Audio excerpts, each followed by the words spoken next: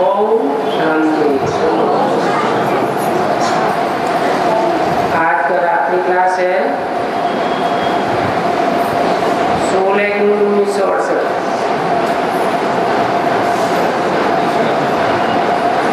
अपन को स्टार रूप आत्मा समझ भाई भाई देखो, अपन को भी स्टार समझो। प्रकृति के मध्य में मैं आत्मा स्टार स्वरूप हूँ। जैसे गीता में कहा है, भ्रूर मध्य प्राणमावेश सम्यक। जब अंत समय आए तो प्रकृति के बीच में आत्मा का ध्यान करे।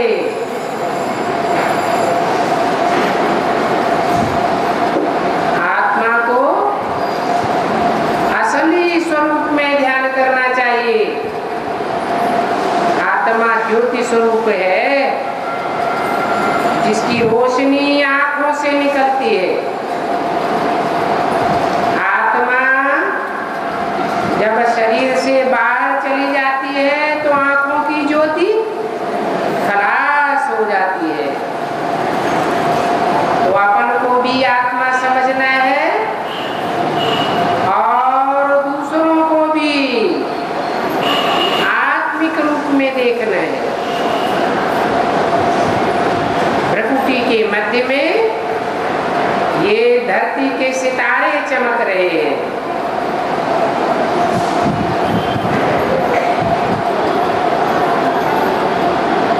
किसी को समझाओ तो त्रिमूर्ति को भी समझाना है। त्रिमूर्ति शिव कहा जाता है। शिव ज्योतिर्लिंगम है। लिंग अर्थात निशान।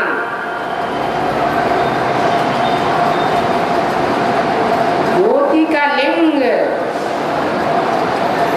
जैसे हम आत्मा ज्योतिर्लिंगम है, वो परमपिता परमात्मा भी ज्योतिर्लिंगम है। परंतु वो जन्म मरण के चक्र से न्यारा है और हम आत्माएं जन्म मरण के चक्र में आने वाली हैं। अगर वो भी जन्म मरण के चक्र में इस सृष्टि में आने लगे तो हमको 84 जन्मों का ज्ञान देने वाला कोई भी नहीं है। जैसे अर्जुन से भगवान ने कहा, हे अर्जुन, मैं तेरे आगे पीछे के जन्मों को जानता हूँ, परंतु तू नहीं जानता है। कि हम आत्माएं जन्म मरण के चक्र में आने से पूर्व जन्म की बातें भूल जाते हैं, परंतु वो परमपिता परमात्मा ज्योति बिंदु तो जन्म मरण के चक्र में ही नहीं आता। इसलिए वो सृष्टि के आदि मध्य अंत के असली ज्ञान को जानने वाला है। वो जब इस सृष्टि पर आता है तो हमको भी बताता है कि तुम आत्मा हो। आत्मा के भी 3 कार्य हैं। आत्मा जब आत्मिक स्थिति में स्थित होती है तो दिव्य गुणों की धारणा करती है।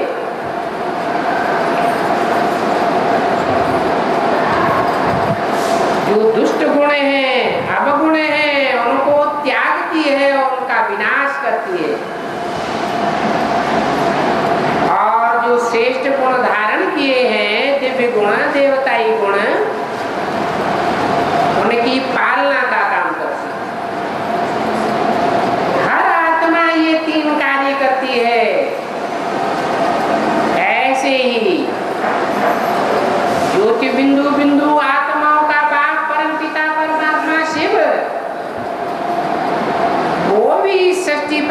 के 3 कार्य करता है, परंतु कोई भी कार्य तो तब होगा जब शरीर होगा। शिव ज्योति बिंदु को तो अपना शरीर है ही नहीं, तो कैसे कार्य करता है? कैसे नई सृष्टि की स्थापना करता है? कैसे पुरानी दुर्गुणों वाली तमो प्रधान दुनिया का, कलयुगी दुनिया का विनाश करता है?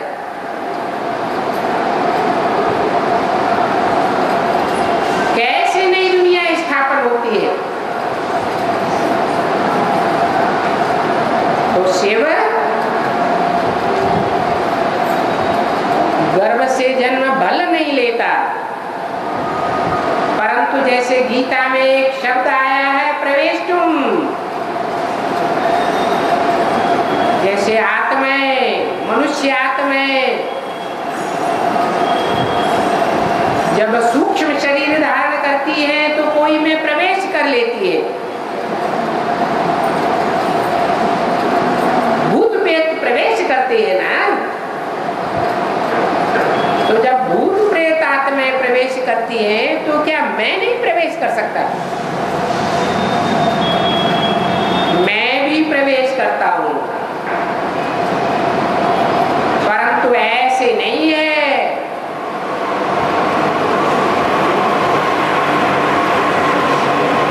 कि मैं कण कण जैसा पाठ बजाने वाली सामान्य आत्माओं में प्रवेश कर जाता हूं। नहीं, ये मनुष्य सृष्टि एक रंगमंच है। इस रंगमंच पर पाठ बजाने वाली जो भी 500-700 करोड़ मनुष्य आत्माएं हैं, उन मनुष्य आत्माओं में जो हीरो पाठधारी आत्मा है, मैं उसमें मुकर्रर रूप से प्रवेश करता हूं और प्रवेश करके ये ज्ञान देता हूं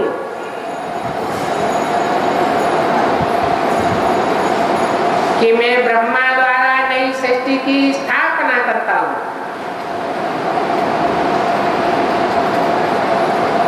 पहले पुरानी शूद्रों की सृष्टि को ब्राह्मण बनाता हूं, नंबरवार ब्राह्मण तैयार होते हैं, 9 कुरियों के ब्राह्मण।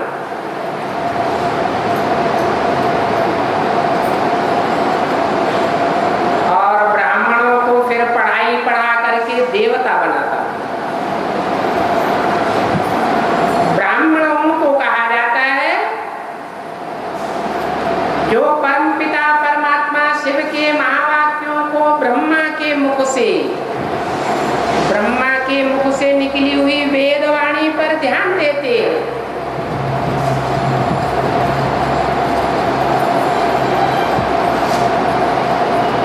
ब्रह्मा मुख से पैदा होने के कारण ब्रह्मा मुख वंशावली ब्राह्मण कहे जाते हैं।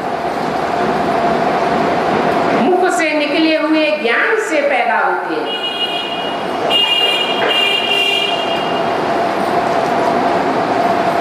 प्रजापिता ब्रह्मा को अपना माई बाप समझते हैं। ये बेहद की सृष्टि, ब्राह्मण सो देवता बनने वाली सृष्टि परमपिता परमात्मा शिव ब्रह्मा के द्वारा स्थापन करते हैं। फिर ब्राह्मणों में जो ज्ञान को धारण करने वाली आत्माएं हैं, ईश्वरीय पढ़ाई पढ़ने वाली आत्माएं हैं, वो नंबरवार होती है। जैसे कोई भी स्कूल कॉलेज में सब नंबरवार स्टूडेंट्स होते हैं। कोई फर्स्ट क्लास पास होने वाले, कोई सेकंड क्लास, कोई थर्ड क्लास, कोई फेल हो जाते हैं। ऐसे ही वो परमपिता परमात्मा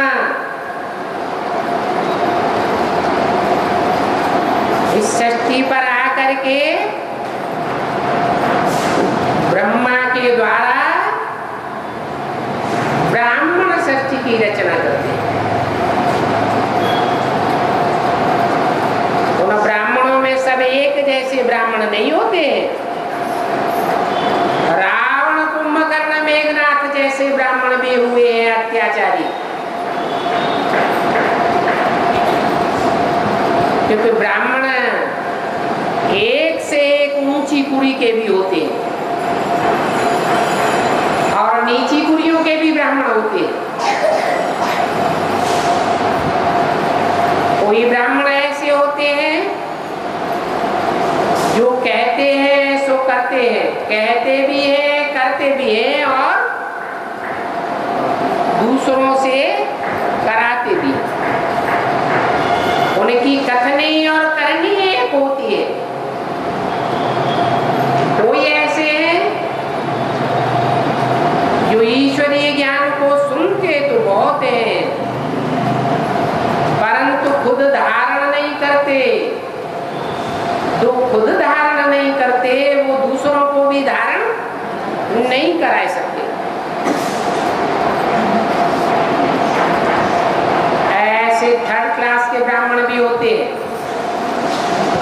जैसे रावण को प्रकांड विद्वान माना जाता है, बहुत ज्ञानी था, परंतु धारणा में कर्म कैसे थे?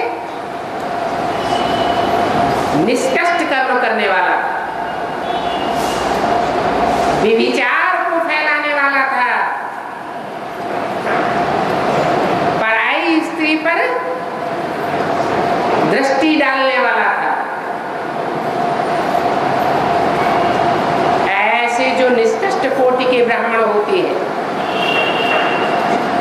वो फिर अव्वल नंबर की पूरी के ब्राह्मण कैसे कहे जाएंगे?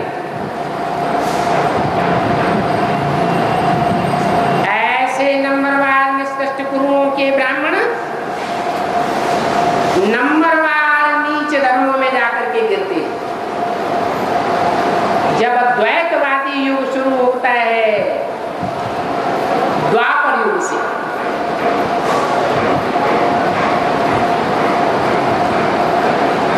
कोई इब्राहिम के इस्लाम धर्म में गिरते हैं, कोई बुद्ध के बौद्ध धर्म में जाकर के गिरते हैं, थे सनातन धर्म के, परंतु ईश्वरीय पढ़ाई ठीक से न पढ़ने के कारण अधूरापन रह जाता है। वो कमी उनको दूसरे दूसरे धर्मों में कन्वर्ट कराई देती। कोई क्रिश्चियन धर्म में गिरते हैं, कोई मुस्लिम धर्म में गिरते हैं मोहम्मद के आने के बाद। हम सब जानते हैं कि भारतवासी दूसरे दूसरे धर्म में कन्वर्ट हुए हैं। दूसरे धर्म के पक्के जो होते हैं वो कभी कन्वर्ट नहीं होते। कन्वर्ट होते होते भारतवासी सनातन धर्म वालों की संख्या कम होती जाती है, क्योंकि सनातन धर्म की आत्माएं ब्रह्मचर्य को विशेष मानने वाली होती है, पवित्रता को महत्व देने वाली होती है। और जो दूसरे धर्म है, खास करके विदेशी धर्म, लेफ्टिस्ट, वाम मार्ग में ले जाते हैं और वाम मार्ग में सृष्टि की आत्माओं को गिराते हैं। व्यभिचारी बनते हैं, व्यभिचारी बनाते हैं, तो ढेर की ढेर सृष्टि पैदा करते हैं।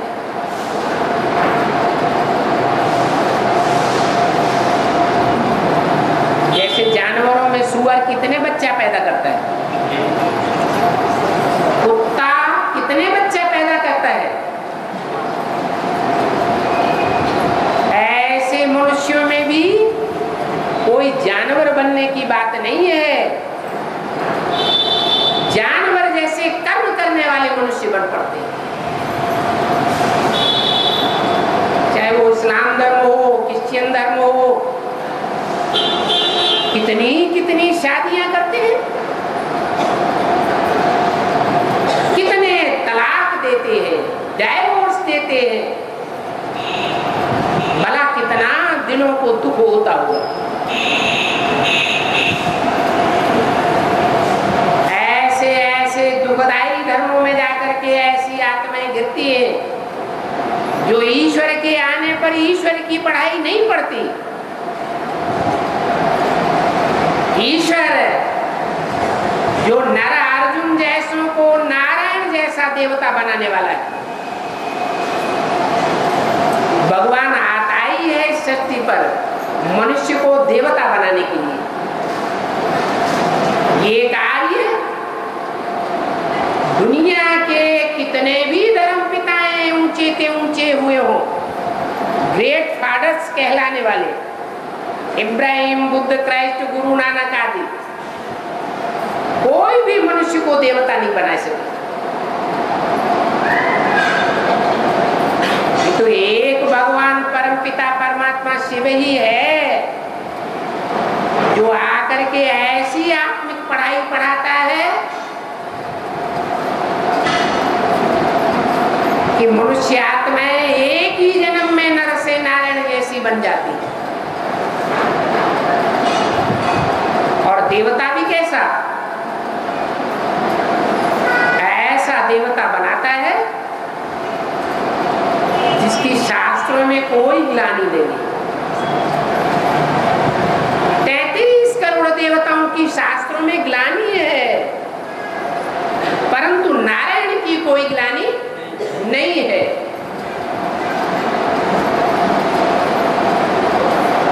इसलिए लक्ष्मी नारायण की याद में भारतवर्ष में कितने बड़े बड़े भव्य मंदिर बनाए जाते हैं।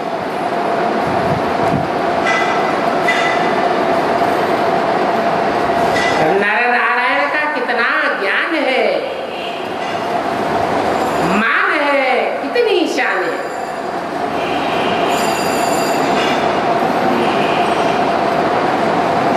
तो भगवान शिव आकर के ब्रह्मा के द्वारा ब्राह्मण को देवता बनाते हैं, परंतु ब्रह्मा के द्वारा ब्राह्मण ही बनते हैं। नंबरवार पुरियों में जन्म लेने वाले, धारणा करने वाले, फिर उन ब्राह्मणों को देवता भी बनाना होता है। तो देवता कौन बनाएगा? ब्रह्मा द्वारा तो ब्राह्मण बनते हैं।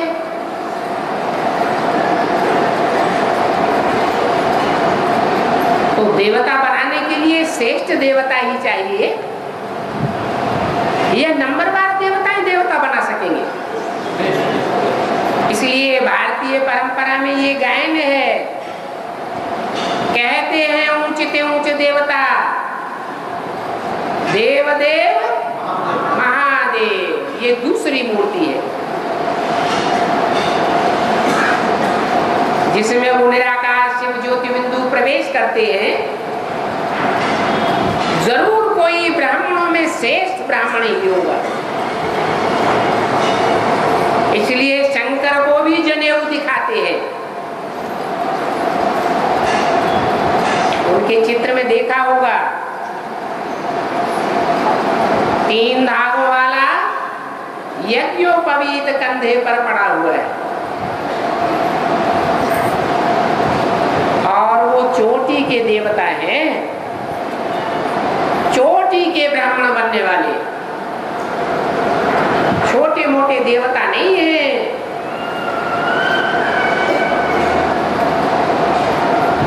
ज्ञान के हिसाब से उनको प्रकांड ज्ञानी माना जाता है। ज्ञान का तीसरा नेत्र दिखाया जाता है।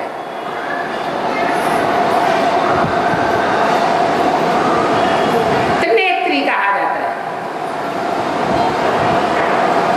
ये तीसरा नेत्र स्वयं परमपिता परमात्मा शिव है जो उनमें भ्रकुटी के मध्य में प्रवेश करता है और प्रवेश करके उनकी ऊंची पढ़ाई के आधार पर श्रेष्ठ से श्रेष्ठ स्टूडेंट बनने के आधार पर उन्हें विश्व की बादशाही देता है। इसलिए आज भी गायन है, हर हर महादेव शंभो काशी विश्वनाथ गंगे। ये योग बल के आधार पर अपन को आत्मा समझ उस परमपिता परमात्मा शिव को याद करने वाला जो श्रेष्ठ ब्राह्मण बनता है, श्रेष्ठतम ब्राह्मण, वही शंकर के नाम रूप से संसार में प्रत्यक्ष होता है। एक ही देवता है सारी सृष्टि में, 33 करोड़ देवताओं के बीच में, जिसका नाम शिव के साथ जोड़ा जाता है। जैसे शिव सदैव स्वस्थिति में स्थित रहने वाला है,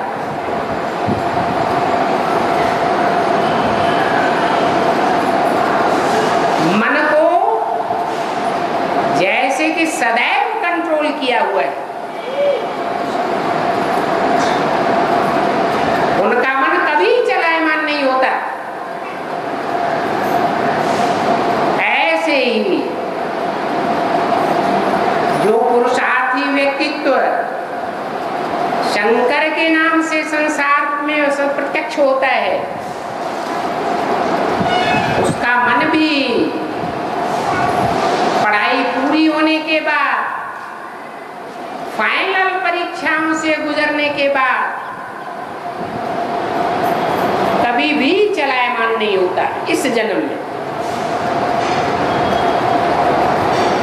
शिव समान स्टेज को प्राप्त कर लेता है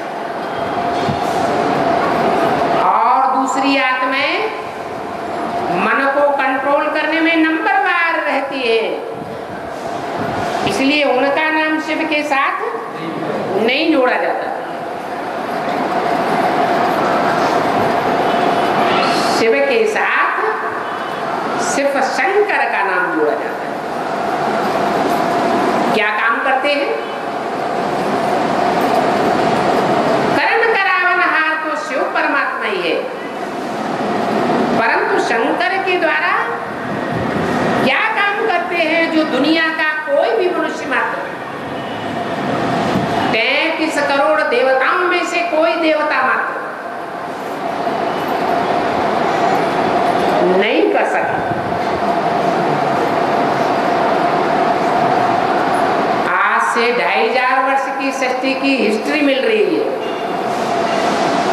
उस हिस्ट्री में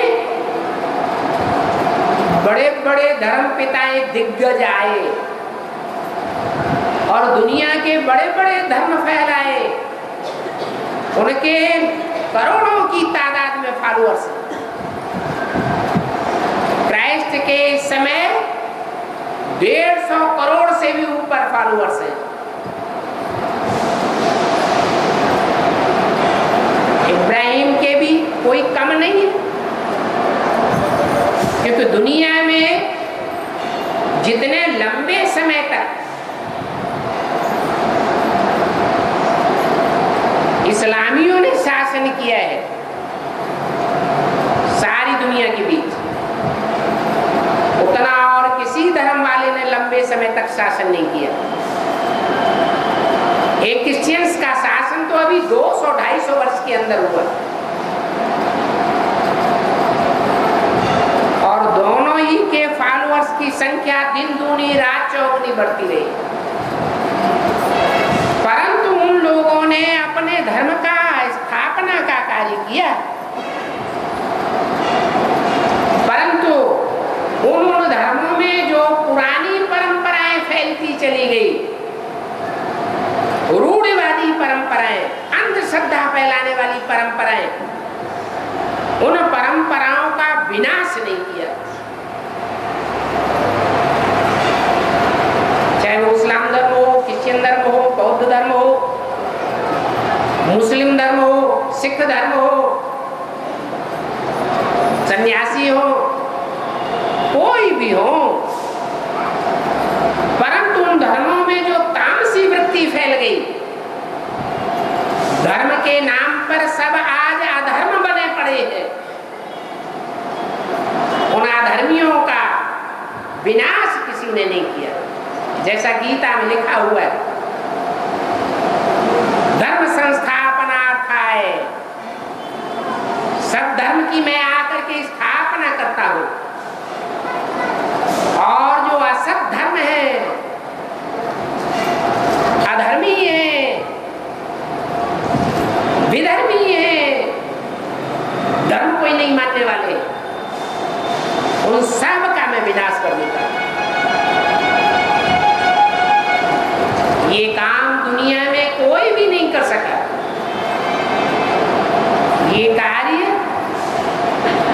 शंकर के द्वारा संपन्न हुआ है।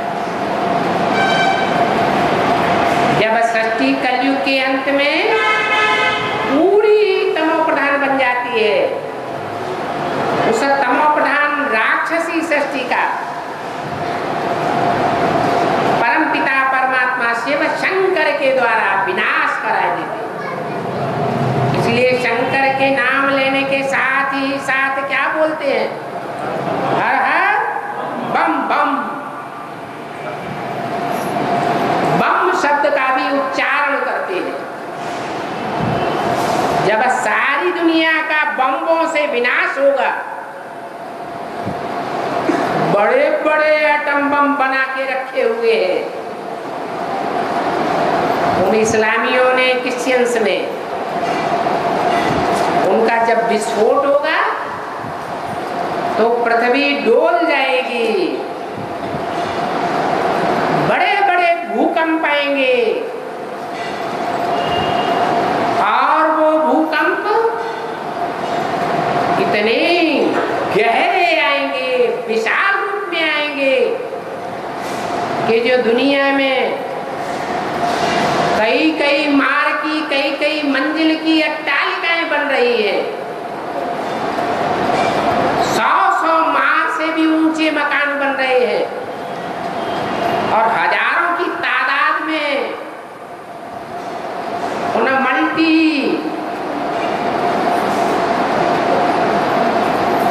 बिल्डिंग्स में लोग रहे पड़े, बड़े बड़े शहरों। वो सारी बिल्डिंगें ताश के पत्तों की तरह धराशायी हो जाएंगी। दुनिया का बड़े से बड़ा मौत होगा भूकंप के आधार पर। इसलिए शंकर के नाम के साथ बम बम शब्द भी यूज किया जाता है। वो बम बनाने वाले जो वैज्ञानिक हैं, जिनको प्रेरणा देने वाला स्वयं शंकर पाठधारी है, बुद्धियोग की पावर से उनकी बुद्धि को घुमाएगा। उन वैज्ञानिकों में इतनी ताकत नहीं है जो अपनी ही बनाई हुई रचना का विस्फोट कर सके।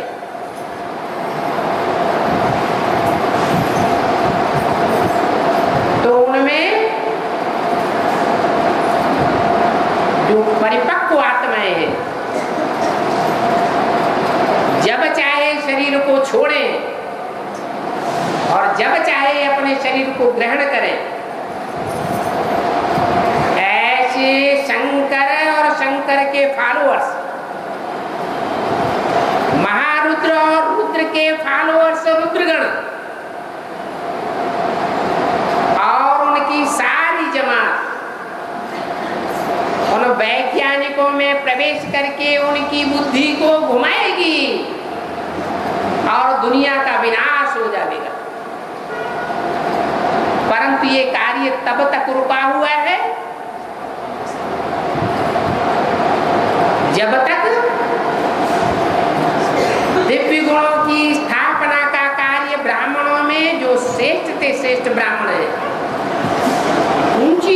कुची कुरी के वो दिव्य गुणों की स्थापना अपने अंदर पूरी धारण नहीं कर लेते, जिसकी परीक्षा भी होती है। जो परीक्षा में पास होते हैं वो 84 के चक्र में जो पहला चक्र है, पहला जन्म,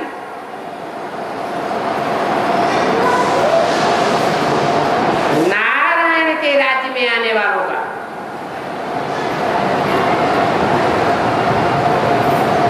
ऐसी आत्माएं सृष्टि पर जो प्रकृति माता है उस प्रकृति माता के संरक्षण में आ जाएगी,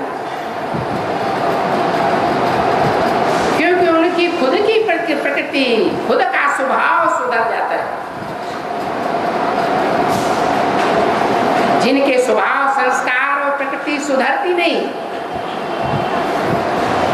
प्रकृति उनको संरक्षण देती नहीं। प्रकृति परमपिता परमात्मा की प्रकृष्ट रचना है। दूध का दूध और पानी का पानी करने वाली है। इसलिए मुसलमानों के शास्त्रों में भी लिखा हुआ है कि जब विनाश बरपा होगा तो जो भगवान के बंदे होंगे वो बड़े सुखी रहेंगे।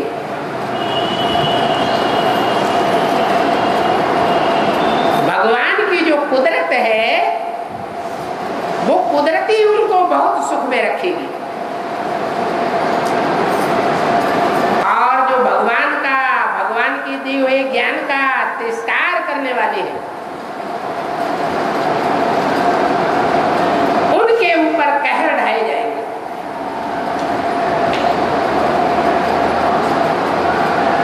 विपत्तियों का सामना करते करते आखिर सारी दुनिया खां हो जाने वाली है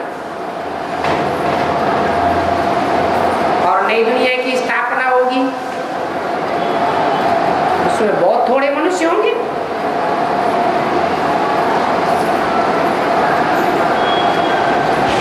दुनिया में 9 ही ऐसे धर्म हैं जो ज्यादा से ज्यादा तादाद में फैले हुए हैं। अव्वल नंबर पुराने से पुराना धर्म तो सनातन धर्म ही था।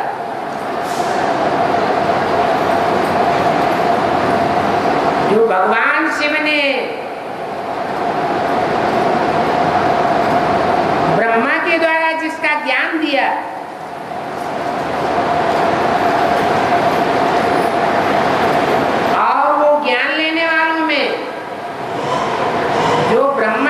श्रेष्ठ 4 मानसी पुत्र हुए,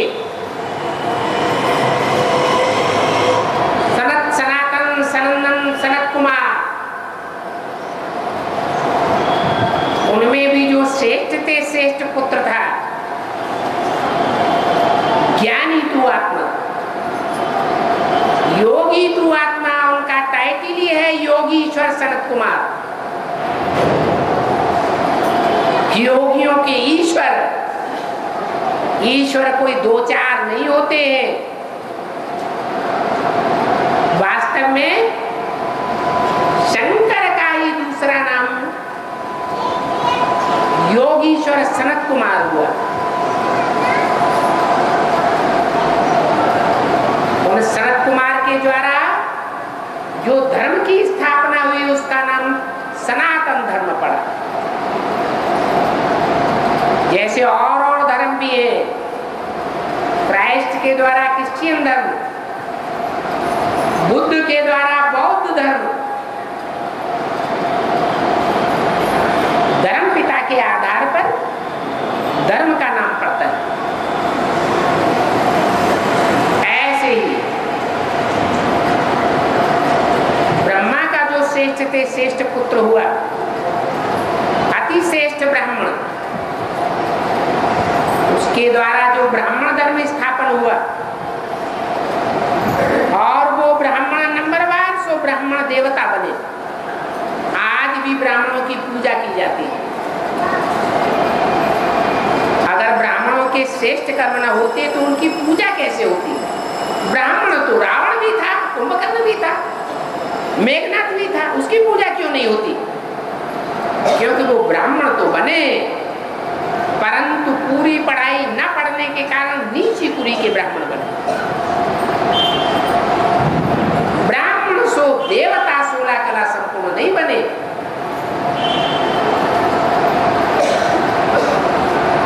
अभी दो मूर्तियों की बात तो सामने आ गई। ब्रह्मा द्वारा ब्राह्मण धर्म की स्थापना और शंकर द्वारा जो आसुरी ब्राह्मणों की सृष्टि है उसका पहले विनाश होता है। उसके बाद दुनिया में जो और धर्मों में कन्वर्ट हुए हैं भारतवासी, जो पहले ब्रह्मा की संतान थे, कभी 84 के चक्र से पूर्व जब नई सृष्टि की स्थापना हुई थी, अभी कन्वर्ट हुए पड़े हैं। उनका भी नंबर लगता है, परंतु वो जिस नंबर की पढ़ाई के पढ़ने के हकदार बनते हैं उसी नंबर की प्राप्ति करते हैं। तो पहली मूर्ति ब्रह्मा, दूसरी मूर्ति शंकर, जिनके द्वारा आसुरी सृष्टि का विनाश का कार्य संपन्न हो जाता है। श्रेष्ठ ब्राह्मणों की सृष्टि रह जाती है। जो ब्राह्मण सो पक्के 16 कला संपूर्ण देवता बनने वाले हैं, जिनकी दुनिया में तादाद बहुत कम हो जाती है। कितनी तादाद रह जाती है? 9 लाख सितारे आसमान में गए हुए हैं, परंतु वो 9 लाख सितारे आसमान के जड़ सितारे हैं। और इस दुनिया में 500-700 करोड़ की मनुष्य सृष्टि के बीच 9 लाख आत्मा रूपी सितारे ऐसे हैं जो चैतन्य सितारे हैं। जब दुनिया में विनाश बरपा होता है, कलयुग के अंत और सतयुग के आदि में, तब वो सितारे सारी सृष्टि पर ज्ञान की चमक फैलाते हैं, ज्ञान की रोशनी फैलाते हैं। ये 84 जन्मों के चक्र में से पहले जन्म के चक्र में जन्म लेने वाली आत्माएं हैं।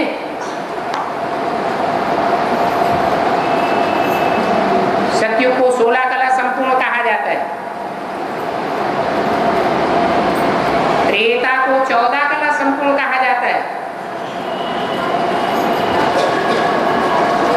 द्वापर को द्वैतवादी युग होने के कारण 8 कला संपूर्ण,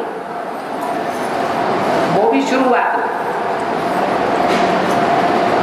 हर युग में धीरे धीरे कलाएं कम होती जाती हैं और कलयुग अंत में कलाहीनता आ जाती है। आत्मा की सारी शक्ति खलास हो जाती है। ये बिंदु बिंदु आत्माएं भी एक प्रकार से बैटरी है, आत्मा रूपी बैटरी जो चार्ज होती है। कब? जो जनरेटर है परमपिता परमात्मा शिव, वो इस सृष्टि पर जब आता है तो सहज ज्ञान और सहज राजयोग के द्वारा इन आत्माओं की बैटरी को चार्ज करता है। कोई आत्माएं 16 कला संपूर्ण बनती है, वो सतयुग के आदि से ही जन्म लेना शुरू करती है। पूरा ही 84 का चक्र लगाने की निमित्त बन पड़ती है। आत्माएं हैं 9 लाख। 9 लाख हार भी प्रसिद्ध है। कथा आती है रानी के गले में 9 लाख हार। वो ऐसी कौन सी रानी है? वो तो स्थूल हार समझ लेते। वास्तव में ऊंचे से ऊंची रानी कहो, महारानी कहो, वो लक्ष्मी है, नारायण की रानी, जो 9 लाख आत्मा रूपी चैतन्य सितारों के गले का हार पहन के रखती और सबकी पालना करती है। ऐसी पालना जो लक्ष्मी नारायण ने सृष्टि पर पहले जन्म में की है,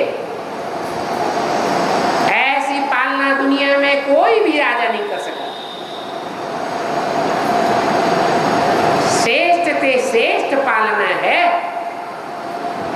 ये लक्ष्मी नारायण का कंबाइंड रूप ही महानारायण या महालक्ष्मी के रूप में पूजा जाता है, जिनको 4 भुजाएं दी जाती है। नहीं तो ऐसा कोई मनुष्य नहीं होता है जो 4 भुजाओं वाला हो। भुजा माने मददगार। और लक्ष्मी नारायण के राज्य में वो श्रेष्ठ से श्रेष्ठ आत्माएं ऐसी मददगार बनती हैं राज्य अधिकारी के रूप में, जो ब्रह्मा की 1000 भुजाएं गाई हुई। वो 1000 भुजाएं रूपी ब्राह्मण, ब्राह्मण सो देवता बनने वाले, वो देव आत्माएं सतयुग के आदि में 84 के चक्र के पहले जन्म में नारायण के नंबरवार राज्याधिकारी बनते हैं। और ऐसे राज्याधिकारी बनते हैं जो सारा राज्य संपूर्ण सुखी हो जाता है। सारे राज्य में सारी प्रजा की ऐसी मेंटेलिटी हो जाती है कि ये नारायण हमारा राजा नहीं है, ये हमारा बाप है। जैसे परिवार में बाप होता है और बच्चे भी होते हैं। अगर बाप की दुकान हो तो सिर्फ बाप ही कहता है कि मेरी दुकान, मेरा धंधा, मेरा कारखाना। कि बच्चे भी यही कहते हैं, मेरा कारखाना, मेरी दुकान।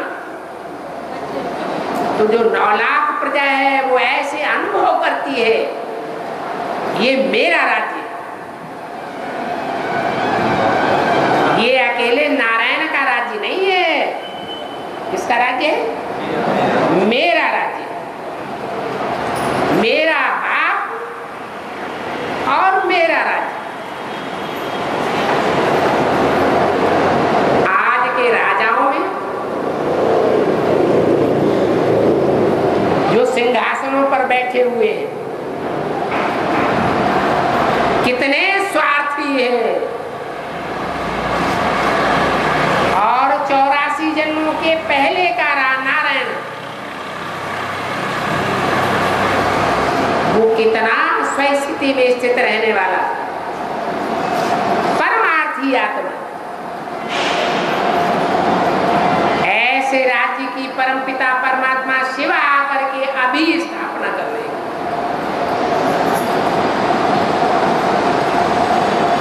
ये लक्ष्मी नारायण का राज्य विष्णु का राज्य कहा जाता है।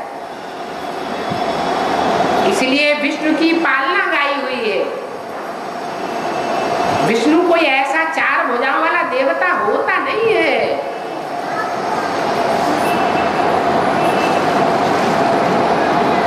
ये स्थूल भुजाओं की बात नहीं है।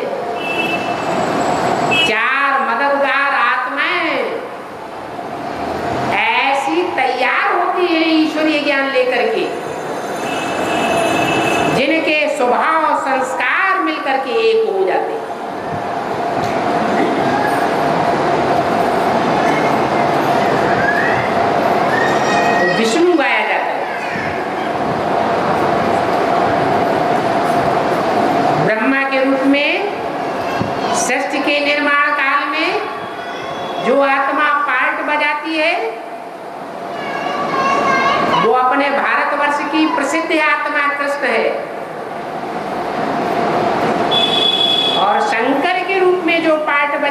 आत्मा है, वो अपने भारत की प्रसिद्ध आत्मा राम है।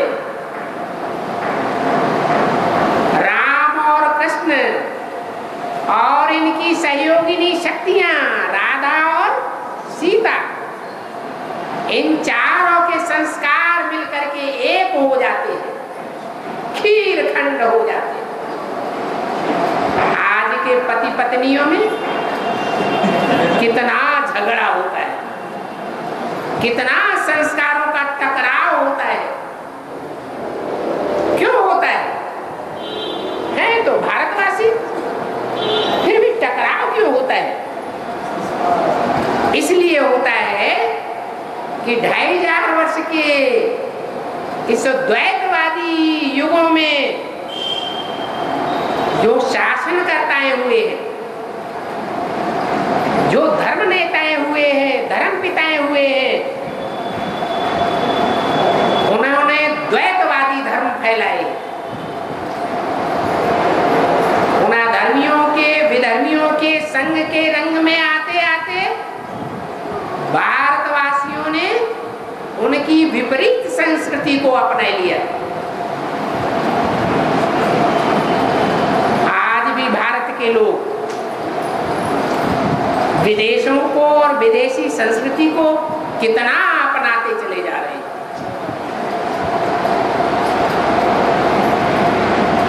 मेंटलिटी नीचे गिरती जा रही है।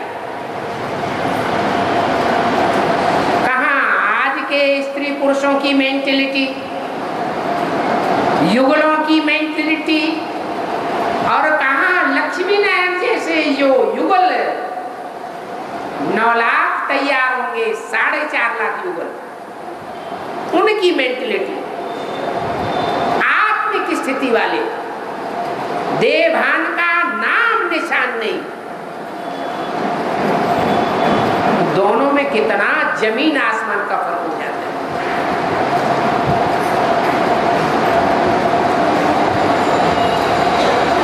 तो ये 3 देवताएं हैं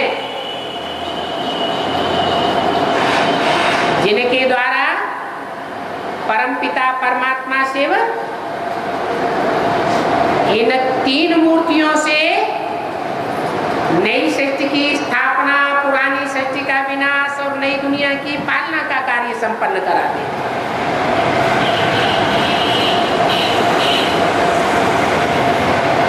ये कार्य भी संपन्न हो रहा है, जिसकी यादगार में आज भी भारतवर्ष में झंडारोहण जब करते हैं तो गीत गाते हैं, विश्व विजय करके दिखलावे। अरे स्थूल कपड़े का झंडा विश्व विजय करेगा? एक तरफ शास्त्रों में लिखा हुआ है ये शरीर ही वस्त्र है, तो बुद्धि में नहीं आता कि कोई शरीर रूपी 3 वस्त्र हुए हैं, ब्रह्मा विष्णु शंकर, जिनके सम्मिलित प्रयास से सारे विश्व में ये ईश्वरीय झंडा लहराया गया।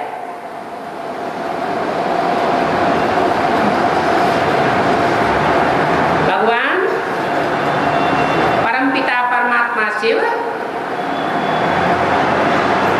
इन 3 शरीर रूपी वस्त्रों को संसार में प्रत्यक्ष करने आए।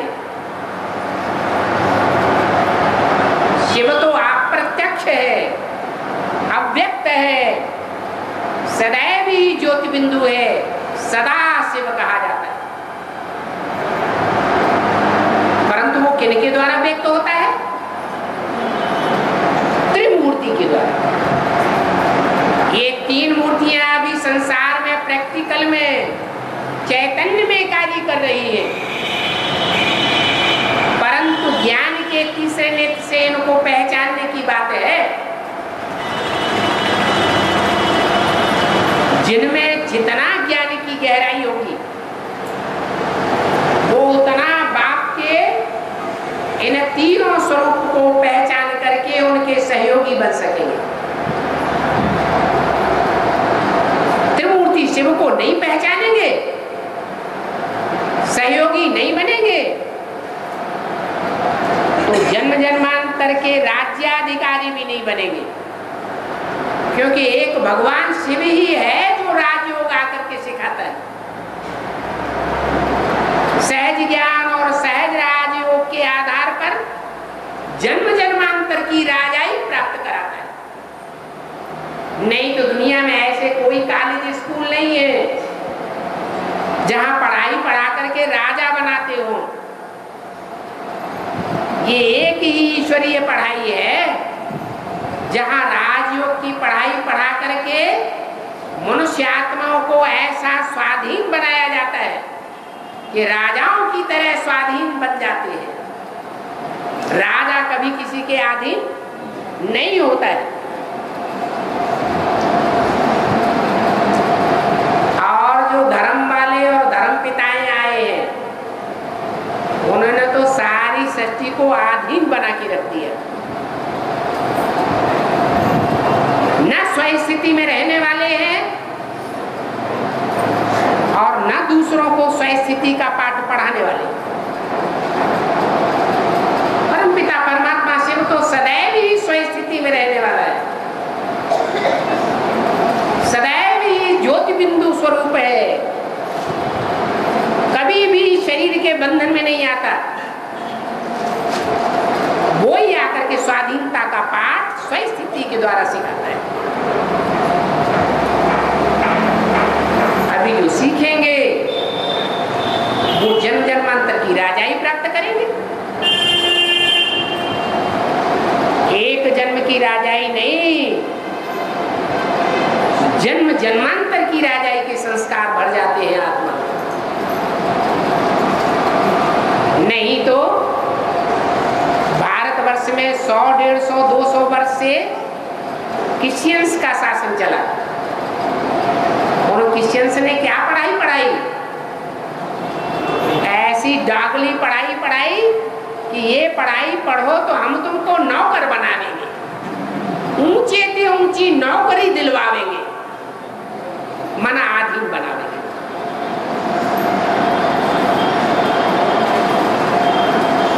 दुनिया के हर मनुष्य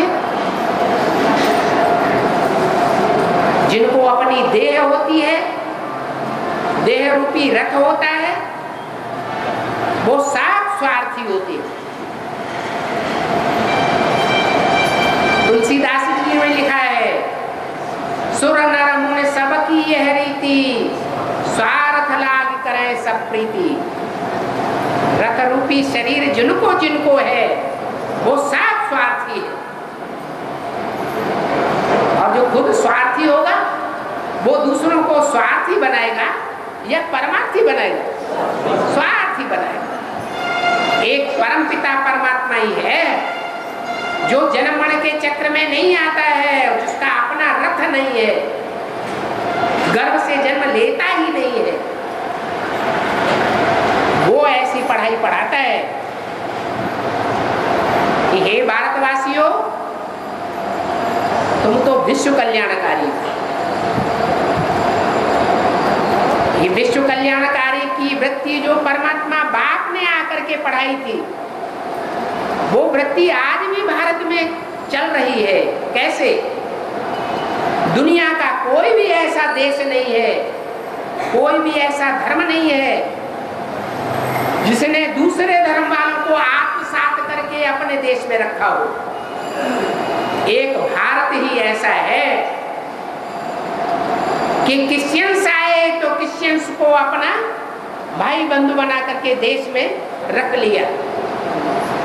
मुसलमान आए, लुटेरे बन करके भले आए, उन मुसलमानों को भी आत्मसात कर लिया। क्यों? वसुधैव कुटुंबकम, ये सारी वसुधा हमारा कुटुंब है। ये भारत माता मातृ देश है। माता की गोद में चाहे लुच्चा, लफंगा, चोर, डकैत, कैसा भी बच्चा क्यों हो, माता उसको अपनी गोद में छुपा के रखती है। और देशों को मातृ प्रधान देश नहीं कहेंगे, भारत ही मातृ प्रधान देश है।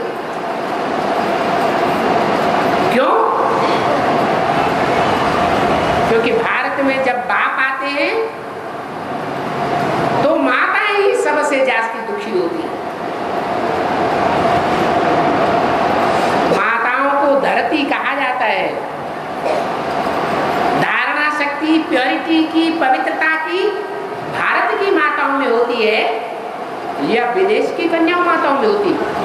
वो तो एक खसम छोड़ करके दूसरा बहुत जल्दी जल्दी करते हैं। भारत में ये परंपरा है कि जीवन में एक पति बनाया तो फिर जीवन में कोई दूसरा पति नहीं बनाएंगी। पवित्रता को बहुत ऊंचा समझते हैं। ये भारत माताओं की बुद्ध रूपी धरणी ऐसी श्रेष्ठ धरणी है जिसमें भगवान बाप आकर के ये ज्ञान का बीजारोपण करते हैं।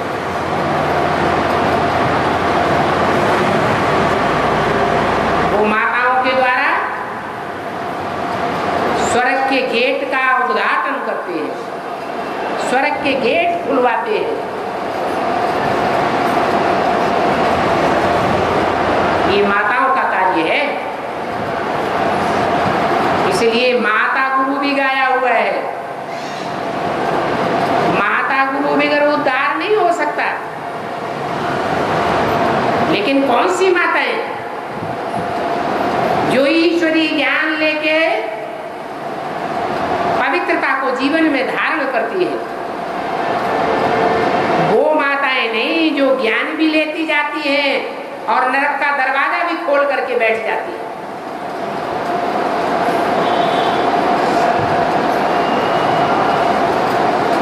नारी नरक का द्वार, ये मनुष्य गुरु कहते हैं। भगवान के ये वाक्य नहीं है कि नारी नरक का द्वार है। नारियों को तो भगवान आते हैं तो स्वर्ग का द्वार खोलने के निमित्त बनाते हैं। इसलिए भारतीय परंपरा में, शास्त्रों में भी ये गायन है कि जब नाम लेते हैं युगलों का तो पहले सीता फिर राम, पहले लक्ष्मी फिर नारायण। क्यों? पहले राधा फिर कृष्ण। क्यों? क्योंकि पवित्रता की धारणा पुरुष प्रकृति नहीं कर पाता है।